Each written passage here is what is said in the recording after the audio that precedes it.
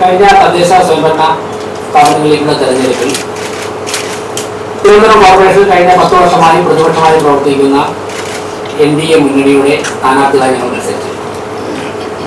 ഞങ്ങൾ മത്സരിച്ച സമയത്ത് ഭരണം BJPക്ക് ഒരു അവസരം തരണമെന്ന് പറഞ്ഞുകൊണ്ട് മത്സരിച്ചപ്പോൾ ഞങ്ങൾ ജനങ്ങളോട് പറഞ്ഞ പ്രധാനപ്പെട്ട കാര്യങ്ങളിലൊന്ന്, തെരഞ്ഞെടുപ്പ് പ്രഖ്യാപിച്ചതിന് ശേഷം സ്ഥാനാർത്ഥികളുമായി വന്ന് മത്സരിക്കുന്നു എന്ന നിലയിലല്ല ഞങ്ങളെ കാണേണ്ടത്.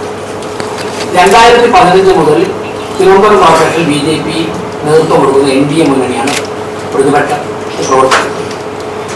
2010 മുതൽ 4 വരെയുള്ള ഞങ്ങളുടെ പ്രവർത്തനം നിങ്ങൾ വിലയിരുത്തിയതിനു ശേഷം ഞങ്ങൾക്ക് അവസരം എന്ന് പറയുമ്പോൾ, നിങ്ങൾ മാധ്യമപ്രവർത്തകരായതുകൊണ്ട് എന്നെക്കാൾ കൂടുതൽ ഞാൻ പറയാൻ പോകുന്ന കാര്യങ്ങൾ നിങ്ങൾക്കറിയാം. കഴിഞ്ഞ 5 വർഷവും ഞങ്ങൾ വീട്ടിൽ ഉറങ്ങിയതിനേക്കാൾ കൂടുതൽ തെരുവുകളിലായിരുന്നു, കോർപ്പറേഷൻ ഓഫീസിനുള്ളിലായിരുന്നു, പോലീസ് ക്യാമ്പുകളിലായിരുന്നു, പോലീസ് സ്റ്റേഷനിലായിരുന്നു, ആശുപത്രികളിലായിരുന്നു. ഇതെല്ലാം തന്നെ ജനകീയ ആവശ്യങ്ങൾക്ക് വേണ്ടി ഞങ്ങളോടൊപ്പം റോഡിലും കോർപ്പറേഷൻ ഓഫീസിന്റെ കോമ്പൗണ്ടിലും ഉള്ളിലും ഒക്കെ തന്നെ യാതനകൾ സഹിച്ച് ഞങ്ങളോടൊപ്പം നിന്നുകൊണ്ട് സത്യസന്ധമായ വാർത്തകൾ റിപ്പോർട്ട് ചെയ്തവരാണ് ഈ ഇരിക്കുന്നതിൽ പല മാധ്യമങ്ങളുണ്ട്. ഞങ്ങളെ തല്ലാൻ വന്ന പോലീസിന്റെ ലാത്തി ഗതി മാറി വാങ്ങിക്കൂട്ടിയ ചില ഫോട്ടോഗ്രാഫർ പല റിപ്പോർട്ടർമാരുടെ ആരോഗ്യത്തെ കൂട്ടത്തിൽ കാണുമെന്നാണ് ഞാൻ വിശ്വസിക്കുന്നത്. അപ്പോൾ ഇതേ കാര്യങ്ങൾ ഞാൻ ചുരുക്കി പറഞ്ഞ ഇതേ കാര്യങ്ങൾ ജനങ്ങൾക്ക് മുമ്പിൽ കുറച്ചുകൂടി ഇലാബറേറ്റ് ചെയ്ത് വരച്ച് കാട്ടിയിട്ടാണ് ഞങ്ങൾ ഈ തെരഞ്ഞെടുപ്പിൽ നേരിടുന്നത്. അതോടൊപ്പം തന്നെ ഒരവസരം BJPക്ക് തിരുവനന്തപുരം കോർപ്പറേഷനിൽ ലഭിച്ചാൽ ഞങ്ങൾ തിരുവനന്തപുരം കോർപ്പറേഷനിലെ ജനങ്ങൾക്ക് വേണ്ടിയും കോർപ്പറേഷന് വേണ്ടിയും സമൂഹത്തിന് വേണ്ടിയും എന്തൊക്കെയാണ് ചെയ്യാൻ സാധിക്കുന്നത്, ഞങ്ങളുടെ സ്വപ്നം എന്താണ്, കാഴ്ചപ്പാട് എന്താണ് എന്ന് ഞങ്ങൾ മറ്റൊരു തരത്തിൽ പറഞ്ഞു. ഇത് നടപ്പിലാക്കാൻ വേണ്ടിയുള്ള പദ്ധതികളും രാഷ്ട്രീയ ഭരണപരമായ സഹായങ്ങളും ഞങ്ങൾക്ക് കിട്ടുന്ന കേന്ദ്രം ഏതാണ് എന്ന് ഞങ്ങൾ ജനങ്ങളുടെ മുമ്പിൽ വരച്ചു കാട്ടി. കേന്ദ്ര ഗവൺമെന്റ് ഉണ്ട്, അതിൽ നേതൃത്വം വിജയകരമായി നൽകുന്ന നരേന്ദ്രമോദിയുണ്ട്. അപ്പോൾ ഇക്കാര്യങ്ങളൊക്കെ ജനങ്ങളുടെ മുമ്പിൽ വരച്ചു കാട്ടിയപ്പോഴേക്കും ജനങ്ങൾ ഞങ്ങൾക്ക് അവസരം നൽകിയിരിക്കുകയാണ്.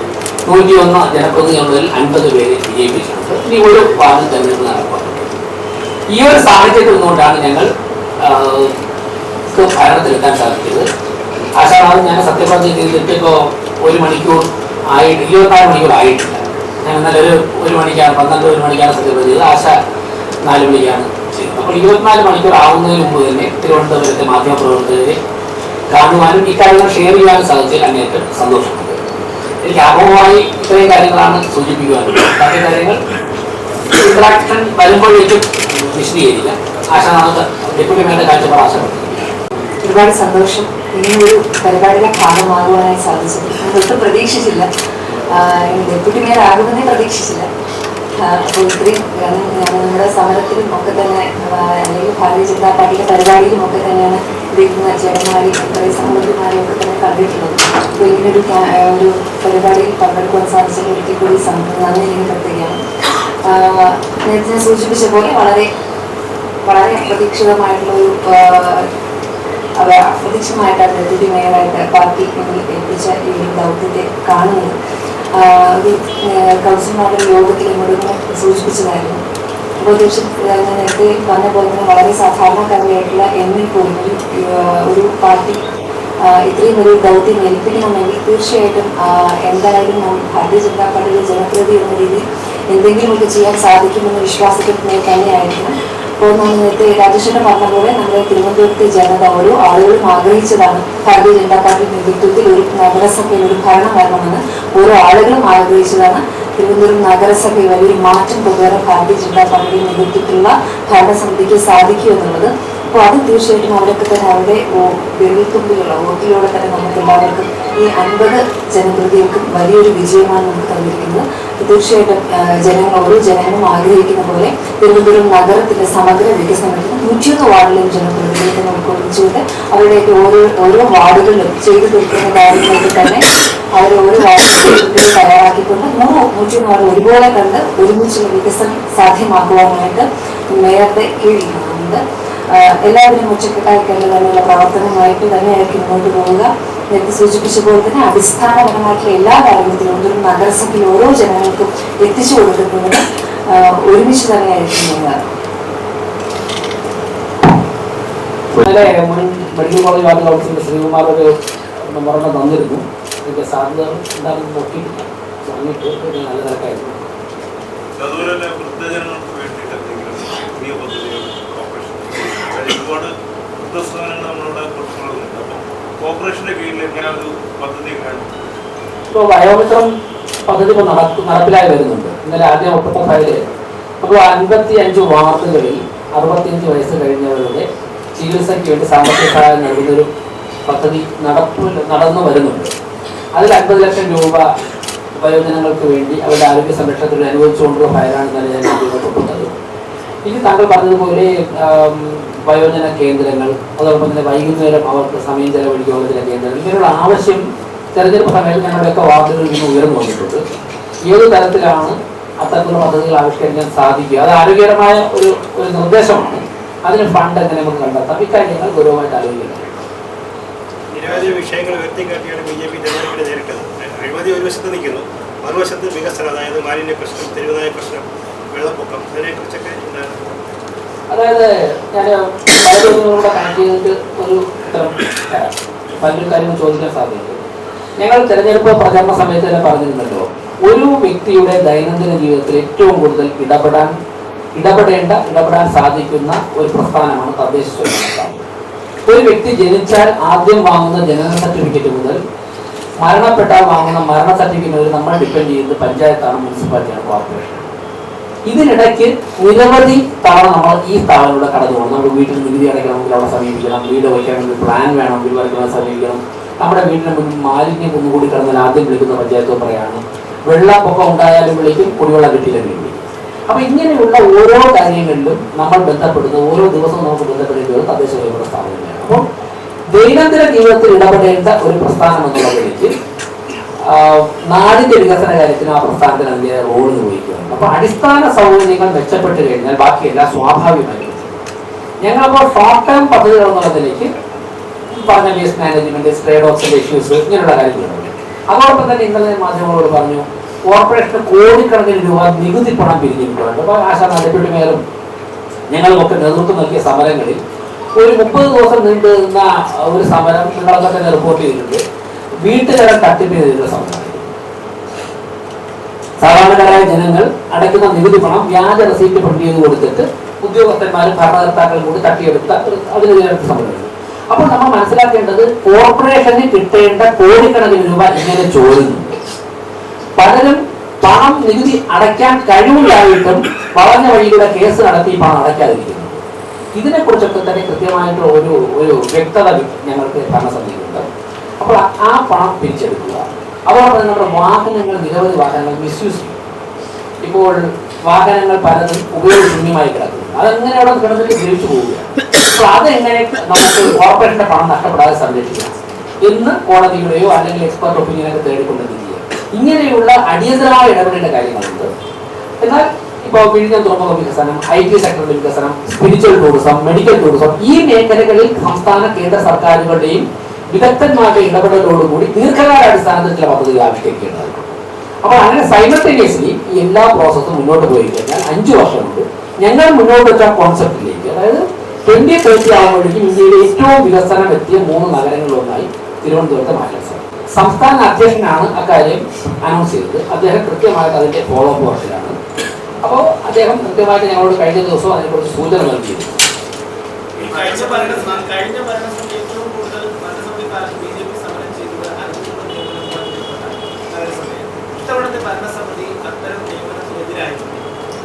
ഒരു കാര്യം ഞാൻ തറപ്പിച്ച് പറയാം. അങ്ങനെ ഇപ്പൊ തന്നെ ഞങ്ങളുടെ നിരീക്ഷണത്തിൽ അവിടെ ആവശ്യത്തിനൊക്കെ നിയമനമുണ്ട്. നിയമിക്കപ്പെട്ടവർ കൃത്യമായ ജോലി ചെയ്തതാണ്. അവിടെ ജോലി ചെയ്യാൻ ആളില്ലാത്തത് കൊണ്ടല്ല പല ജോലികളും തടസ്സപ്പെടുത്തുന്നതാണ് ഞങ്ങൾ പ്രതിപക്ഷത്തുനിന്നുകൊണ്ട് ഞങ്ങൾ മനസ്സിലാക്കിയത്. ഈ ഭരണപക്ഷത്തിൽ നിന്ന് ലിസ്റ്റൊക്കെ എടുത്ത് ഓരോരുത്തരുടെയും ബാക്ക്ഗ്രൗണ്ടൊക്കെ എടുത്ത് എത്ര മണിക്ക് പോകുന്നൊക്കെ അന്വേഷിച്ച് ഞാൻ കുറച്ചുകൂടെ വ്യക്തമായിട്ട് പറയാം. എന്തായാലും ആദ്യം ഉള്ള സ്റ്റാഫ് ഞങ്ങൾ ഉൾപ്പെടെ, ഇപ്പോൾ ഡെപ്യൂട്ടി മേയറും ഉൾപ്പെടുന്ന ഭരണപക്ഷത്തുള്ള 50 കൗൺസിലർമാരും ഒരു ദിവസം 15 മുതൽ 18 മണിക്കൂർ വരെയെങ്കിലും മിനിമം ജനങ്ങളുടെ ഇടയിലും കോർപ്പറേഷന്റെ പ്രവർത്തനവുമായിട്ട് ഉണ്ടായിരിക്കണമെന്നുള്ളതാണ് ഞങ്ങൾ വ്യക്തിപരമായിട്ട് തന്നെ ആലോചിച്ചിട്ടുള്ള കാര്യം. അപ്പോൾ അത്രയൊന്നും വേണ്ട. പക്ഷേ സർക്കാർ ഉദ്യോഗസ്ഥർ എത്ര സമയം പണിയെടുക്കണം, താൽക്കാലിക ജീവനക്കാർ എത്ര മണിക്കൂർ പണിയെടുക്കണമെന്ന് നിയമം പറയുന്നുണ്ട്. ആ സമയത്ത് ജോലി ചെയ്താൽ ഇപ്പോഴുള്ള സ്റ്റാഫിനെ കൊണ്ട് തന്നെ കൃത്യമായിട്ട് ഫംഗ്ഷൻ ചെയ്യിപ്പിക്കാൻ എന്നാണ് ഞങ്ങളുടെ കണക്ക്. അപ്പോൾ അത് നമുക്ക് നോക്കാം. അത് കഴിഞ്ഞിട്ട് ബാക്കി കാര്യങ്ങൾ നോക്കാം.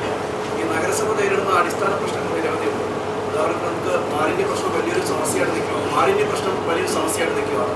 ആവേലിച്ചത്തോട് വേറൊരു വലിയ ദുരന്തമായിട്ട് നിൽക്കുന്നു. ഇതിലൊക്കെ എങ്ങനെയാണ് നിങ്ങളുടെ ഒരു കാഴ്ചപ്പാടെന്ന് പറയുന്നത്? ഞങ്ങൾക്ക് ഇക്കാര്യത്തിലുള്ള കാഴ്ചപ്പാട് കേന്ദ്ര ഗവൺമെന്റും നരേന്ദ്രമോദിയും ഗുജറാത്ത് ഉൾപ്പെടെയുള്ള സ്ഥലങ്ങളിൽ ഇപ്പൊ രാജ്യത്ത് എമ്പാടും വരച്ചു കാട്ടിയ മാതൃകയാണ്. ചില സ്ഥലങ്ങളിൽ നമുക്ക് ചില പദ്ധതികൾ അതുപോലെ കോപ്പിയാൻ സാധിക്കും. ചില സ്ഥലങ്ങളിൽ അതിൽ ചെറിയ വ്യത്യാസം വരുത്തിയിട്ടുണ്ട്. ഇപ്പോൾ ഇവിടെ ഇരിക്കുന്ന ഒരു മാധ്യമ പ്രവർത്തകൻ കുറച്ചു നേരത്തെ എൻ്റെ ഇന്റർവ്യൂ എടുക്കാൻ വന്നപ്പോഴാണ് ഇൻഡോർ മേയർ വിളിച്ചത്. ഇൻഡോർ മേയർ വിളിച്ചിരുന്നു. ഞങ്ങൾക്ക് അദ്ദേഹത്തിന് സെക്രട്ടറിയാണ് വിളിച്ചപ്പോൾ ഞാൻ ഇന്റർവ്യൂ ആയതുകൊണ്ട് സംസാരിക്കാൻ പറ്റില്ല. ഞാൻ തിരിച്ചു വിളിച്ചപ്പോൾ അദ്ദേഹത്തെ കിട്ടിയില്ല. ഇൻഡോർ മേയറുമായിട്ട് ഇങ്ങനെ സംസാരിക്കുന്നുണ്ട്. കാരണം ഇന്ത്യയിലെ ഏറ്റവും ക്ലീനസ്റ്റ് സിറ്റി ഇൻഡോറാണ്. അപ്പൊ ഇൻഡോറിൽ നടപ്പിലാക്കിയ വേസ്റ്റ് മാനേജ്മെന്റ് മാതൃക നമുക്കതിന്റെ ചെറിയൊരു രൂപം ചുവടുകൾ നടപ്പിലാക്കാൻ സാധിക്കും. കാരണം അത്രത്തോളം വേക്കൻറ്റ് ലാൻഡ് നമുക്കില്ല. അപ്പൊ അതുപോലെ നടപ്പിലാക്കാൻ സാധിക്കില്ല. അപ്പൊ മേയറുമായിട്ട് സംസാരിക്കുന്നുണ്ട്. നോമിനേഷൻ കൊടുക്കുന്നതിന്റെ തലേ ദിവസം തന്നെ ജോർജ് കുര്യൻജിയായിട്ട്, അതായത് തെരുവ് നായ്ക്കളെ സംരക്ഷിക്കുവാൻ വേണ്ടി ഷെൽട്ടർ നിർമ്മാണത്തിന് ഏതെങ്കിലും തരത്തിൽ കേന്ദ്ര സർക്കാരിന് ധനസഹായം നൽകാൻ പറ്റുമോ എന്ന് ജോർജ് കുര്യൻജി കോട്ടയത്തുണ്ടായിരുന്നു. നിങ്ങൾ ഫോണിൽ സംസാരിച്ചത്. അടുത്ത ദിവസം ഞാൻ ഡൽഹിക്ക് പോകുന്നുണ്ട്, കുര്യൻജിയെ കാണുന്നുണ്ട്. അപ്പോൾ അങ്ങനെ ഓരോന്നിനും വിജയിച്ച മാതൃകകൾ രാജ്യത്ത് എവിടെയുണ്ടോ അത് സ്വീകരിക്കാൻ വേണ്ടിയിട്ട് ആലോചനയുണ്ട്. ജനങ്ങൾ എന്ത് പുരസ്കാരം വാങ്ങും, ജനങ്ങൾ നേരിട്ട് വിളിച്ചിട്ട് 5 വർഷം കഴിയുമ്പോൾ ജനങ്ങൾ അവരുടെ മനസ്സിൽ ഞങ്ങൾക്ക് നൽകുന്ന സ്ഥാനമാണ്. 5 വർഷം കഴിയുമ്പോൾ ഈ ഞങ്ങളുടെ മുന്നണി തെരഞ്ഞെടുപ്പിനെ നേരിടുമ്പോൾ മിനിമം ഒരു 75 സീറ്റുകൾ ജയിക്കണം. അതാണ് ഞങ്ങൾക്ക് കിട്ടുന്ന പുരസ്കാരം. കോർപ്പറേഷന്റെ ഈ പേയ്മെന്റ് ചോർച്ച തടയാൻ ഓൺലൈൻ പേയ്മെന്റിലേക്ക് കംപ്ലീറ്റ് മാറ്റാം. തീർച്ചയായിട്ടും പരമാവധി ട്രാൻസാക്ഷൻ ഓൺലൈൻ, യാതൊരു സംശയവും. പുതിയ ഭരണസമിതിയിൽ കേന്ദ്ര സർക്കാരിന്റെ പദ്ധതികൾ പരമാവധി കേന്ദ്രത്തിൽ സഹായം എത്തിക്കുക എന്നാണ് ലക്ഷ്യമിടുന്നത്. പക്ഷേ അതിനിടയിൽ ഒരു തടസ്സമുണ്ടാകാൻ സാധ്യതയില്ല. സർക്കാർ, സംസ്ഥാന സർക്കാർ ഇത്തരം ഫണ്ട് നേരിട്ട് നഗരസഭയിൽ കിട്ടില്ലല്ലോ, സർക്കാർ വഴിയാണ് വരേണ്ടത്. അത് പരിഹരിക്കാൻ കഴിയും. അതായത് 2 വർഷമുണ്ട് പലണ്ടി. അതായത് കേന്ദ്ര സർക്കാരിന്റെ പണം പദ്ധതികൾ മാത്രമുള്ള ഒരു കോർപ്പറേഷൻ കൂട്ടാൻ സാധിക്കില്ല. ആദ്യം അത് സംസാരിക്കുന്ന സമയത്ത് പ്രസംഗത്തിലൊക്കെ പറയുമെങ്കിലും, കേന്ദ്ര BJP ഭരിക്കുന്നതുകൊണ്ട് പറയുമെങ്കിലും, പ്രഥമ പരിഗണന നമുക്കിവിടെ എങ്ങനെ പണം സംരക്ഷിക്കാം, പണം ഉണ്ടാക്കാം. കോർപ്പറേഷന് പണം ഉണ്ടാക്കാൻ ഒരുപാട് മാർഗമുണ്ട്. ഞാൻ ചോദിച്ചോട്ടെ, നിങ്ങൾക്കൊക്കെ എന്നെക്കാളും അറിയാലോ, തിരുവനന്തപുരം കോർപ്പറേഷൻ എത്ര കെട്ടിടങ്ങളുണ്ട്? 100 കണക്കിന് കെട്ടിടങ്ങളുണ്ട്. ഈ കെട്ടിടങ്ങളൊക്കെ തന്നെ എത്ര രൂപ മാസ വാടകയ്ക്കാണ് കൊടുത്തിരിക്കുന്നത്? ചില കെട്ടിടങ്ങൾ കൊടുത്തിട്ട് 250 രൂപ ഒരു മാസ വാടക. 40-45 വർഷം ഞങ്ങൾ ഫിനാൻസ് കമ്മിറ്റിയിൽ ഞങ്ങളുടെ ഗിരികുമാർ ഉൾപ്പെടെ ഉണ്ടായിരുന്നല്ലോ, സ്റ്റാൻഡിംഗ് കമ്മിറ്റിയിൽ. ഞങ്ങൾക്കറിയാം കണക്ക്. 40-45 വർഷം മുമ്പ് ലേലം ചെയ്ത് കൊടുത്ത എമൗണ്ട് ഇപ്പോഴും മാറ്റിയിട്ടില്ല. എന്നാൽ അതോടെ അതേ വലിപ്പമുള്ള തൊട്ടടുത്തുള്ള കെട്ടിടത്തിന് 3000 രൂപ പെർ ഡേ. ഇവിടെ കിട്ടുന്നത് 250-500 രൂപയാണ്. 45 വർഷം മുമ്പ് ആർക്കോ കൊടുത്തതാണ്. അവരുടെ തലമുറ കൈമാറിയാണ് വരുന്നത്. അപ്പോൾ ഇങ്ങനെയുള്ള കാര്യങ്ങളിൽ ക്ലാരിറ്റി വരുത്തിയാൽ തന്നെ നമുക്ക് നല്ല വരുമാനം ലഭിക്കും. നമ്മുടെ ഹൈക്കോടതിയിലും കീഴ്ക്കോടതികളിലും കെട്ടിക്കിടക്കുന്ന കേസുകൾ സ്റ്റാൻഡിംഗ് കൗൺസിലുകൾ കൃത്യമായി ഹാജരായിക്കൊണ്ട് കൃത്യമായിട്ട് കേസുകൾ നടത്തി കഴിഞ്ഞാൽ ആ കേസുകളുടെ വിധി ഒന്നിന്റെ കോടിക്കണക്കിന് രൂപ കോർപ്പറേഷൻ കിട്ടും. അങ്ങനെ പിന്നെ നമ്മുടെ വരുമാന ചോർച്ച, നമ്മുടെ നികുതി ചോർച്ച, ഇത് തടഞ്ഞാൽ തന്നെ നമ്മുടെ ഇൻകം മെച്ചപ്പെടും. അതിലൂടെ നമുക്കൊരു പരിധിവരെ മുന്നോട്ട് പോകാൻ സാധിക്കും. അതോടൊപ്പം തന്നെ കേന്ദ്ര സർക്കാരിന്റെ പ്രോജക്റ്റുകൾ ഞങ്ങൾ ആവശ്യപ്പെടും. അവിടെയാണ് താങ്കൾ ചോദിച്ചതിന്റെ ഇതിനും സ്വാഭാവികം നമുക്കറിയാം. ഒരു തദ്ദേശ സ്വയംഭരണ സ്ഥാപനം സംസ്ഥാന സർക്കാരിന്റെ ഖജനാവ്, സംസ്ഥാന സർക്കാരിന്റെ പെർമിഷനോട് കൂടി മാത്രമേ കേന്ദ്ര ഗവൺമെന്റ് പണം തരാൻ സാധിക്കുള്ളൂ. അങ്ങനെ വരുമ്പോൾ എന്തിനാ സംസ്ഥാന സർക്കാർ അതൊക്കെ തടയുന്നുള്ള ആശങ്ക ഞങ്ങൾക്ക് ആശങ്കയുണ്ടോ? സംസ്ഥാന സർക്കാർ അതിനൊരു സംസ്ഥാന സർക്കാർ തെരഞ്ഞെടുക്കുന്ന സർക്കാരല്ലേ. സംസ്ഥാന സർക്കാർ ഒരു തടസ്സവും ഉണ്ടാക്കുമെന്നുള്ള യാതൊരു ആശങ്കയും ഞങ്ങൾക്കില്ല. ഞങ്ങൾ അതിന്റെ അധികാരികളുമായിട്ട് സംസാരിക്കും. ഞങ്ങളുടെ കോർപ്പറേഷന്റെ നിലപാട് ബോധ്യപ്പെടുത്തും. കോർപ്പറേഷന്റെ ട്രൂ സ്പിരിറ്റ് ബോധ്യപ്പെടുത്തും. സ്വാഭാവിക സംസ്ഥാനത്തെ തന്നല്ലേ ഇനി തന്നില്ലെന്നിരിക്കട്ടെ. അങ്ങനെ വരുന്ന ഘട്ടത്തിൽ നമുക്ക് ആലോചിക്കാം. നിയമമുണ്ട്, രാഷ്ട്രീയ പോരാട്ടമുണ്ട്, ഇതൊക്കെ ആവശ്യമാണ് നമ്മൾ സ്വീകരിക്കും. കോർപ്പറേഷന്റെ എമൗണ്ട് ട്രഷറിയിലേക്ക് മാറ്റുന്ന ഇപ്പോഴത്തെ സ്ഥിതി എന്താ? ഒരു കോർപ്പറേഷൻ എമൗണ്ട് ട്രഷറിയിലേക്ക് മാറ്റുന്ന ഒരു അലിഗേഷൻ. ഞാനൊരു വാർത്ത കണ്ടു, അത് മാറ്റിയിട്ടൊന്നും അന്വേഷിച്ചില്ല. ഒന്ന് അവിടെ ചെന്ന് സെക്രട്ടറിയെ കണ്ട് ഫയലുകളൊക്കെ പരിശോധിക്കുന്നു. 200 കോടി രൂപ നീക്കിയിരുപ്പ് സർക്കാരിലേക്ക് അടയ്ക്കണം എന്ന് പറഞ്ഞിട്ട് ധനവകുപ്പിന്റെ ഒരു ഉത്തരവ് വന്നായിരുന്നു. ഈ റിസൾട്ട് വന്നതിന് ശേഷം അത് ഇവിടുന്ന് അടച്ചിട്ടുണ്ടോ അതോ അത് ഞാൻ പറയാം. അതായത് ആ വാർത്ത കണ്ടു. ഞങ്ങള് ആ വാർത്ത കണ്ടിട്ട് ഡയറക്റ്റ് അല്ലെങ്കിൽ അന്വേഷണം നടത്തിയപ്പോൾ 20-ാം തീയതി വരെ അഡ്മിനിസ്ട്രേഷന്റെ പവർ മുൻ ഭരണസമിതിക്കുണ്ടായിരുന്നു. 20-ാം തീയതിക്ക് ശേഷമാണ് അവരുടെ പവർ അവസാനിക്കുന്നത്. പോയതിനു ശേഷം ഞങ്ങളിപ്പോൾ ഇന്നലെ സത്യപ്രതിജ്ഞ ചെയ്ത് വന്നതിന് ശേഷം പിന്നെ ഇതുവരെയും മറ്റുള്ള ഇതുപോലുള്ള കാര്യങ്ങളായിട്ട് പോകാൻ പറ്റില്ല. അവിടെ കണ്ടിട്ട് ഈ വാർത്തയുടെ അടിസ്ഥാനത്തിലൂടെ പരിശോധിക്കും. ഇനി മാറ്റിയെന്നിരിക്കട്ടെ, അതുകൊണ്ട് ലോകം അവസാനിക്കില്ലല്ലോ. നമുക്ക് അങ്ങനെ ഒരു ചലനം ഉണ്ടെങ്കിൽ അതിന് സൊല്യൂഷൻ ഉണ്ടാവും. ഞങ്ങൾ വലിയ രാഷ്ട്രീയ പാർട്ടിയില്ല, അതിന്റെ സൊല്യൂഷൻ ഞങ്ങൾ കണ്ടെത്തും. അതൊന്നും ഒരു പ്രശ്നം. കഴിഞ്ഞ മേയറിനുള്ള സ്ഥാനത്ത് ഒരു KSRTC ഡ്രൈവറിന്റെ ജോലി തീർക്കാൻ അവർക്ക് സാധിച്ചു. ആ പാർട്ടി BJP-യുടെ ഒരു അനുഭവയും കൂടിയാണ്. ഈ ഭരണം വരുമ്പോൾ അയാൾക്ക് എന്തെങ്കിലും സഹായിച്ചാൽ സാധിക്കും? അതായത് അദ്ദേഹം ഏത് രാഷ്ട്രീയ പാർട്ടിപ്പെട്ട പ്രവർത്തനമാണെന്ന് എനിക്കറിയില്ല. അങ്ങനെ ഒരു സംഭവം നടന്നത് അറിയാം.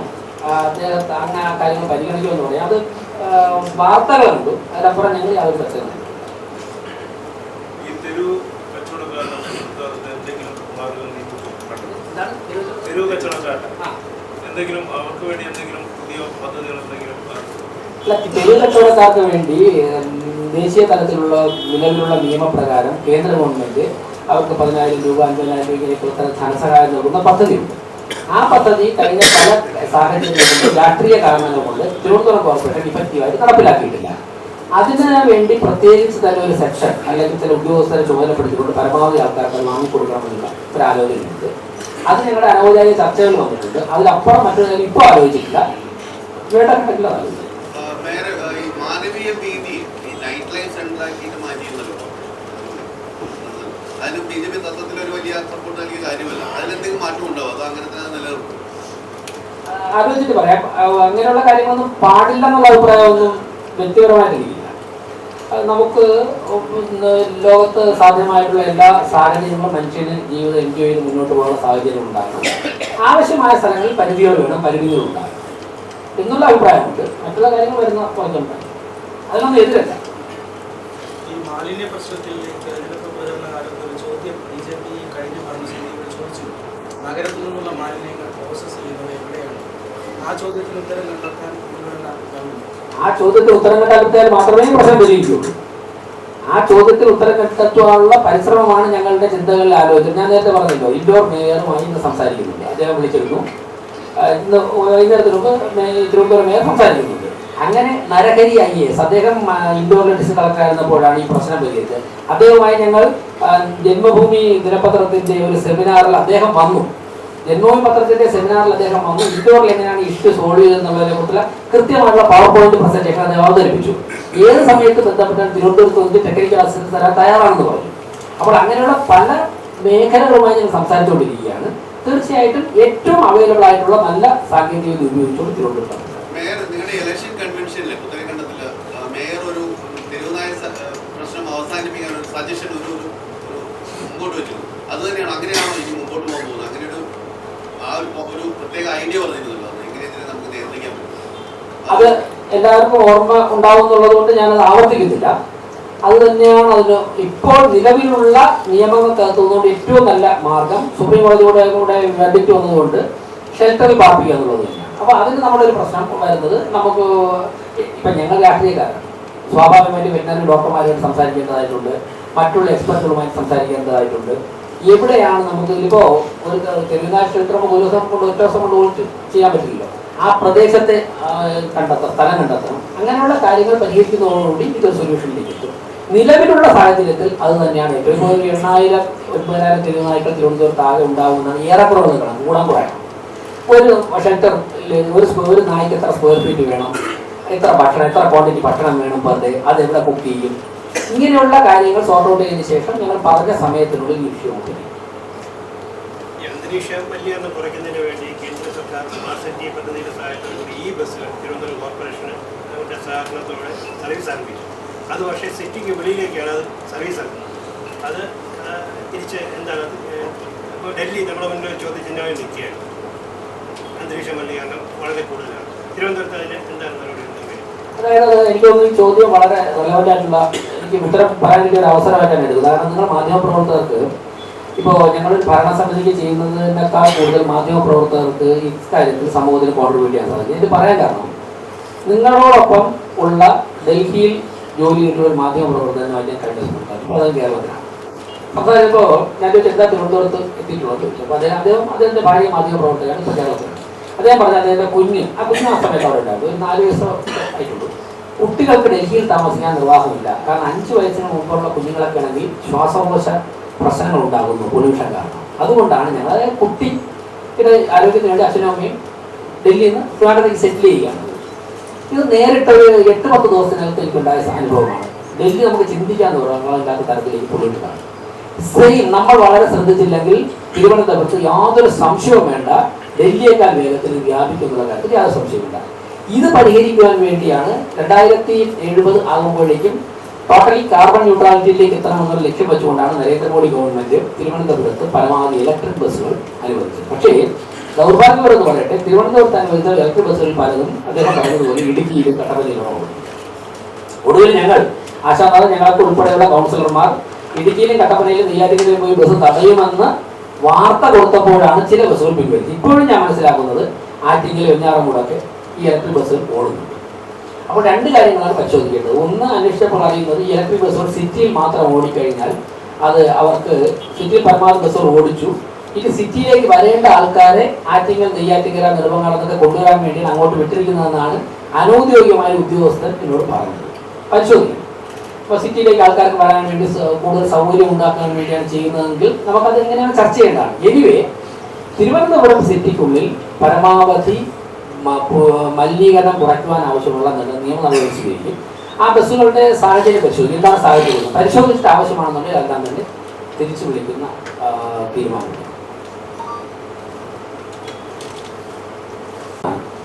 ഇപ്പോഴത്തെ ഈ സാഹചര്യം വെച്ചിട്ട് ഞങ്ങളെ ഏൽപ്പിച്ചാലേ ആ വാർഡിൽ ഏറ്റവും നല്ല മുന്നേറ്റം നടക്കുള്ളൂ. ഇപ്പോ സ്വതന്ത്രർ ഉൾപ്പെടെ എനിക്ക് തോന്നുന്നു LDF-ൽ നിന്ന് UDF-ൽ നിന്നൊക്കെ നിരവധി കൗൺസിലർമാരെ ഞാൻ കണ്ടു. ഇന്നലെ അവരോട് താങ്കൾ ഉണ്ടായിരുന്ന എനിക്കറിയില്ല, നിങ്ങൾ ഡെപ്യൂട്ടി മേയർ തെരഞ്ഞെടുപ്പിന് ശേഷം കൗൺസിലർമാരെ അഡ്രസ് ചെയ്തപ്പോഴേക്കും മേയർ ഞങ്ങളുടെ സംസ്ഥാന അധ്യക്ഷൻ രാജീവ് ചന്ദ്രശേഖരൻ ഉൾപ്പെടെ അവിടെ ഉണ്ടായതുകൊണ്ടാണ് ഞാൻ പറഞ്ഞത്. അദ്ദേഹം ഞങ്ങൾക്ക് തന്നിരിക്കുന്ന നിർദ്ദേശം 101 വാർഡുകളിലെയും കൗൺസിലർമാരുടെ ഭാഗത്തു നിന്നും അവരവരുടെ വാർഡുകളിൽ നമ്മൾ അടിയന്തരമായി ഇടപെടേണ്ട കാര്യങ്ങളെ കുറിച്ചുള്ള നിർദ്ദേശങ്ങൾ നമ്മൾ പരമാവധി ശേഖരിക്കണം. അതുൾപ്പെടെയാണ് നമ്മൾ കേന്ദ്ര സർക്കാരിന് മുമ്പിൽ സമർപ്പിക്കാൻ പോകുന്നത് എന്ന് പറയുമ്പോൾ സ്വാഭാവികമായിട്ട് LDF-ന്റെയും UDF-ന്റെയും ഒക്കെ കൗൺസിലർമാർക്ക് ഉൾപ്പെടെ അക്കാര്യങ്ങൾ ഞങ്ങളെ പിന്തുണയ്ക്കാമല്ലോ. അപ്പോൾ സ്വാഭാവികമായിട്ട് വീടിനെ കാര്യം ഞങ്ങളെ തന്നെ ഏൽപ്പിക്കാൻ പാടില്ല. കഴിഞ്ഞ ഭരണസമിതിയുടെ അനുമതിക്കെതിരെ ശക്തമായിട്ടുള്ള ഒരു അന്വേഷണം നടത്താൻ ഈ ഭരണസമിതി ഞങ്ങളുടെ കയ്യിൽ കുറെ രേഖകളും കാര്യങ്ങളൊക്കെ ഉണ്ട്. ഞാൻ ഒരു കാര്യം പറയാം, ജനങ്ങളുടെ നികുതി പണം കട്ടെടുത്തവർ ആരായാലും തന്നെ അവർ ആൻസറബിളാണ്. അതിനാവശ്യമായ കാര്യങ്ങൾ ഈ ബസ്സുകളുടെ ഇപ്പോഴത്തെ അവസ്ഥ പരിശോധിക്കാൻ തയ്യാറാണ്. കാരണം ഉദാഹരണത്തിന് കാട്ടാക്കട ഡിപ്പോയിൽ 5 ബസ്സുകൾ, 4 3 ദീർഘനാളായി തിരുവനന്തപുരം കോർപ്പറേഷൻ കൊടുത്ത ബസ്സുകൾ കാര്യമാണ് താങ്കൾ പറയുന്നത്. നമ്മളിവിടെ ഓടുന്ന ഓപ്പറേഷൻ മാത്രമല്ലേ കൊടുത്തിട്ടുള്ളൂ. അല്ല ഇവിടെ ഓടുന്ന അതുപോലത്തെ ബസ്സാണ്. ഇതിപ്പോ അതാണ്, ഇതുപോലെ ഒരുപാട് ഇൻഫർമേഷൻ കിട്ടാനുണ്ട്. ഞാൻ നേരത്തെ പറഞ്ഞൊരു കാര്യം ഇത് കണക്ട് ചെയ്ത് വരികയാണ്. അതായത് നമ്മുടെ പല വാഹനങ്ങളും എവിടെയൊക്കെ കിടക്കുകയാണ്. ഇപ്പോൾ കോർപ്പറേഷനുള്ളിൽ നിങ്ങൾ ഇന്ന് ക്യാൻറ്റീനിലോട്ട് പോകുന്നതിന്റെ വലതു ഭാഗത്ത് മുഴുവൻ ജീപ്പുകൾ കിടക്കുകയാണ്. ചിലപ്പോൾ ഒരു ജീപ്പിന്റെ ഒരു ടയറായിരിക്കും ഇല്ലാതായത്. ഒരു ടയർ മാറ്റാൻ പഠിച്ചിട്ട് മറ്റു 3 ടയറും അല്ലെ അവിടെ കിടന്ന് പുല്ല് ഓടിക്കുകയാണ്. ഈ ടയർ വണ്ടി ഒതുക്കിയിട്ട് വെച്ച് നമ്മളൊക്കെ വാഹനം ഉപയോഗിക്കുന്നുണ്ട്. ഒരു 3 മാസം വാഹനം ഉപയോഗിച്ചാൽ അതിന്റെ എഞ്ചിൻ പിന്നെ ചെക്കാവില്ലേ. അപ്പോൾ അതിന്റെ ഗിയർ ബോക്സ് എന്ത് സംഭവിക്കും? എത്ര ലക്ഷം? അപ്പം ഒരു 3000-ഓ 8000-ഓ രൂപ കൊടുത്തൊരു ടയർ മാറ്റാൻ വേണ്ടി കാണിക്കുന്ന അലംഭാവം 10 ലക്ഷം രൂപ വാഹനം നഷ്ടപ്പെടുന്ന ഒരു അവസ്ഥയിലേക്ക് പോകുന്നു. എത്ര വാഹനങ്ങളാണ് നടക്കുന്നത്? ഒറ്റയടിക്ക് ഒറ്റ രാത്രി കൊണ്ട് പരിഹരിക്കാമെന്ന് ഞാൻ പറയുന്നില്ല. പക്ഷെ നമ്മളിതൊക്കെ അഡ്രസ് ചെയ്യേണ്ടതായിരുന്നു. ഇപ്പൊ തന്നെ താങ്കൾ പറയുന്നത് എത്ര ലക്ഷം രൂപയുടെ 3-4 ബസ്, മാധ്യമപ്രവർത്തകരാണ് പറയുന്നത്, ഞങ്ങളല്ല. എത്ര ലക്ഷം രൂപയുടെ 4 ബസ്സാണ് നെയ്യാറ്റിൻകര കിടക്കുന്നത്. എന്തെങ്കിലും ചെറിയ മൈന്യൂട്ട് മിസ്റ്റേക്ക് ആണെങ്കിൽ അതിനെ കറക്റ്റ് ചെയ്തിട്ട് കൊണ്ടുവന്ന് ഓടിക്കൂടെ? അപ്പൊ ഇങ്ങനെയുള്ള കാര്യങ്ങൾ ഒരുപാട് 45 വർഷത്തെ കാര്യങ്ങളായിരിക്കും അഡ്രസ് ചെയ്യേണ്ടതായിട്ടുണ്ട്. ഒന്നും ഉണ്ടാക്കിയ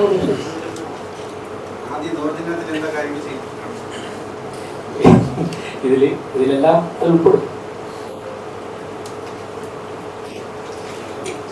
മേയറോട് ചോദ്യമുണ്ടോ? ക്രിസ്മസ് സീസൺ ആണല്ലോ. കഴിഞ്ഞ ദിവസങ്ങൾ സോഷ്യൽ മീഡിയയിൽ ഈ ചില ക്രിസ്മസ് ട്രെയിന് ഡിസൈൻ ചെയ്ത ക്രിസ്മസ് ട്രെയിന് ചില ഹിന്ദു സംഘടനകൾ അവർക്ക് തകർക്കുകയും പിന്നെ പലയിടത്തും ക്രിസ്മസ് കരോളുണ്ടായ അനുഭവമൊക്കെ ഉണ്ടല്ലോ. ഇപ്പം നമ്മുടെ തിരുവനന്തപുരം ഭരിക്കുന്നത് BJP ആണ്. അപ്പോൾ ഏതെങ്കിലും രീതിയിൽ ഏതെങ്കിലും മതക്കാർക്കോ ഏതെങ്കിലും പാർട്ടിക്കാർക്കോ എന്തെങ്കിലും ആശങ്കയുടെ സാധ്യതയുണ്ടോ? അല്ല, നമ്മളൊരു BJP-യുടെ പൊതുവെ പറയുന്ന ഒരു എനിക്ക് ആശങ്കയില്ല. ഇവിടെ ഇരിക്കുന്ന ആർക്കും അക്കാര്യത്തിൽ ആശങ്കയില്ല. ഞങ്ങളൊക്കെ 10 വർഷം കൊണ്ട് ജനങ്ങളുടെ പ്രവർത്തിക്കുന്നത് ആശങ്ക സൃഷ്ടിക്കുന്നു. ഒന്നും പറയാം, പ്രത്യേകിച്ചൊന്നും പറയാം. ഞങ്ങളെ പ്രവർത്തനം അങ്ങനെ തോന്നുന്നുണ്ടോ? ഈ അനാവശ്യ ആശങ്ക സൃഷ്ടിക്കുന്നത് ശരിയാണെന്ന് അങ്ങനെ തോന്നുന്നുണ്ടോ? ഇല്ലല്ലോ, കഴിഞ്ഞു. പഴകിയ ഭക്ഷണം ആൾക്കാർക്ക് കൊടുക്കരുത്, ഇതാണ് ആദ്യം പറയാനുള്ളത്. പിന്നെ ഷോ കാണിക്കാനൊന്നുമില്ല. പഴകിയ ഭക്ഷണം ആൾക്കാർക്ക് കൊടുക്കരുത്. അത് വേണ്ട ഘട്ടത്തിൽ ഇടപെടേണ്ട ഘട്ടത്തിലില്ല. ഞാനിപ്പോൾ ഒരു ഭീഷണിയുടെ സ്ഥലത്തൊന്നുമല്ല പറയുന്നത്. പരമാവധി എല്ലാ നിയമങ്ങളും പാലിച്ചുകൊണ്ട് കൊടുക്കുക, ഇടപെടേണ്ട ഘട്ടം കൃത്യമാണ്. അതുപോലെ ഈ സംഘടനകൾ ഭക്ഷണം കൊടുക്കുന്നതിന് ലൈസൻസ് ഏർപ്പെടുത്തിയാണ്. ഇപ്പോൾ ഒരുപാട് ഉത്സവങ്ങൾ വരികയാണ്, സംഘടന ഒരുപാട് ഭക്ഷണം കൊടുക്കാറുണ്ട്, അതെല്ലാവരും കഴിക്കാറുണ്ട്. പക്ഷെ അങ്ങനൊരു ഇത് വരേണ്ട ആവശ്യമില്ല. അല്ല, അത് അങ്ങനെ തീരുമാനം കോർപ്പറേഷൻ എടുത്തിട്ടുണ്ടെങ്കിൽ അതിൽ ചില നല്ല ഉദ്ദേശങ്ങളുണ്ടാകും. കാരണം ഈ ഫുഡ് പോയ്സണൊക്കെ ബാധിക്കുന്ന ഘട്ടങ്ങളിൽ പാലിക്കേണ്ട മിനിമം കാര്യങ്ങൾ പാലിക്കണം എന്നുള്ളത് കാലം മാറുന്നതനുസരിച്ച് നമ്മൾ ഉദ്ദേശിക്കാത്ത പ്രതിസന്ധികളും പ്രശ്നങ്ങളൊക്കെ വരികയാണ്. അങ്ങനെയൊക്കെ നിയമപരമായിട്ട് തീരുമാനം എടുത്തിട്ട് അതിൻ്റെ അടിസ്ഥാനപരമായിട്ട് എന്തെങ്കിലും യാഥാർത്ഥ്യമുണ്ടാകും. ആരെയും ഒന്നും തടസ്സപ്പെടുത്താൻ വേണ്ടിയുള്ള തീരുമാനങ്ങൾ ഞാൻ അനുകൂലിക്കില്ല. പക്ഷേ ജനങ്ങളുടെ ആരോഗ്യം സംരക്ഷിക്കാനുള്ള ഉത്തരവാദിത്തം ഭരണകൂടത്തിനുണ്ട്. പറഞ്ഞത് 3 മുന്നണികളാണ് മനസ്സിലാക്കുന്നത്. ഒന്ന് രാജ്യത്തിന്റെ ഭരണത്തിന് നേതൃത്വം കൊടുക്കുന്ന NDA, 2 സംസ്ഥാന ഭരണത്തിന് നേതൃത്വം കൊടുക്കുന്ന LDF, 3 ഈ രാജ്യത്തെ ഏറ്റവും പാരമ്പര്യമുള്ള പഴക്കമുള്ള അനുഭവത്തിലുള്ള പാർട്ടികളുള്ള കോൺഗ്രസ്. ഈ 3 പാർട്ടികളും കണ്ണമ്മൂലയിലും പൗണ്ടുകളൊക്കെയാണ്. ഞങ്ങളുടെ സ്ഥാനാർത്ഥികളെക്കാൾ കൂടുതൽ വോട്ട് ലഭിച്ചുകൊണ്ടാണ് അവർ ജയിച്ചത്. അപ്പോൾ ഈ 3 ദേശീയ പാർട്ടികളുടെയും സ്ഥാനാർത്ഥികൾക്ക് അവിടെ ഉണ്ടാകുന്ന സ്വാധീനത്തേക്കാൾ ഇവർക്ക് സ്വാധീനമുണ്ടെന്നാണ് ജനങ്ങൾ തെളിയിച്ചത്. സ്വാഭാവികമായിട്ട് അതിനെ ഞങ്ങൾ റെസ്പെക്ട് ചെയ്യുന്നു. കോർപ്പറേഷൻ മുന്നോട്ട് പോകുമ്പോൾ വികസനത്തിന്റെ കാര്യത്തിൽ ഞങ്ങൾ അതിനെയും മുഖവിലേക്ക് എടുക്കും. അതുകൊണ്ടാണ് ഞാൻ പറഞ്ഞത് 100 വാർഡിനെയും ഒറ്റ യൂണിറ്റായിട്ട് ചേർത്തുകൊണ്ട് അവർ നാളെ പിന്തുണ തരുന്നോ ഇല്ല എന്നുള്ളത് സെക്കൻഡറി. പിന്തുണ തരുന്നതുകൊണ്ട് കൂടുതൽ ഫണ്ട് കൊടുക്കുന്നു, പിന്തുണ കൊടുക്കാത്തതുകൊണ്ട് അങ്ങനെ കയറിയില്ല, അങ്ങനെ ഒരു നിലപാട് നരേന്ദ്രമോദിക്കില്ല. അതുകൊണ്ട് ഞങ്ങൾക്ക് അത് പറഞ്ഞു. അതുകൊണ്ട് ഞങ്ങൾ അതിനെ വളരെ ബഹുമാനത്തോടെ